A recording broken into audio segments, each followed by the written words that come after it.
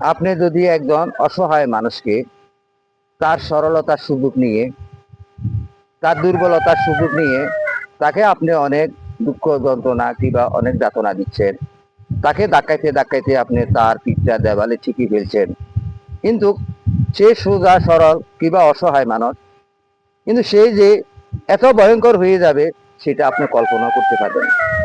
কারণ অনেক সময় মানুষ অনেক ভয়ঙ্কর হয়ে যায়। কিছু মাছ আছে পানিতে, সেটাকে আমরা মেনি মাছ বলি, মানে একবারে সরল সোজা, সে বসে থাকে, লাগে যেমন তার মতো সোজা সরল আর কেউ নাই, কিন্তু সেই মাছটাকে ধরতে গেলে ধরা যাবে না, সে ফুরুত করে যাবে। কিন্তু এরকম বা সরল সোজা পাইয়া, অসহায় পাইয়া কাউকে ধাক্কাইতে ধাক্কাইতে পিঠ তার দেওয়ালে ঠেকাইবেন না। কারণ সে এমন একটা মরণ কামড় দিবে, সেই মরণ কামড়ে আপনাকে ধ্বংস হইতে হবে। আপনি যত বড় শক্তিশালী হোক, আপনার শক্তি বাগার বল থাকুক, কিন্তু তার কাছে কিছু না।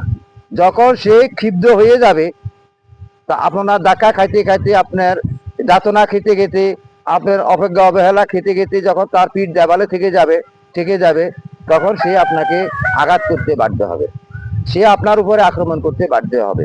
তাই সচেতন হয়ে যান, সবাইকে মানুষকে ভালোবাসতে শিখন। আপনার কাছে অর্থ আছে, টাকা আছে, পয়সা আছে, আপনার কাছে অহংকার আছে, আপনি সেই অহংকারের কারণে একজন অসহায় মানুষকে আপনি যখন তখন তাকে নির্যাতন করবেন, তাকে জ্বালাতন করবেন, কিন্তু সে এমন ভয়ঙ্কর হয়ে যাবে আপনার এই নির্যাতন পেতে পেতে, তখন সে ভয়ঙ্কর যখন আক্রমণ করবে, তখন আপনার পালাইবার পথ থাকবে না।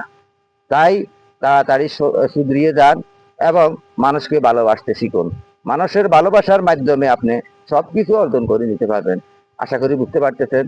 তাই সব সময় মানুষের পাশে থাকুন, মানুষের সাথে সুন্দর সুন্দর কথা বলুন, অসহায় গরিবদেরকে সহযোগিতা করুন, তাদেরকে অসহায় সরল সোজা পেয়ে তাদেরকে আঘাত করবেন না।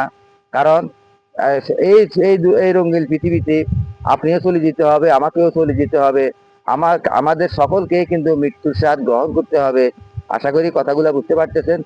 সকলকে সেই প্রত্যাশা জানিয়ে ইউটিউব চ্যানেল থেকে, ফেসবুক পেজ থেকে আন্তরিক ভালোবাসা জানিয়ে এখান থেকে বিদায় নিচ্ছি। আসসালামু আলাইকুম।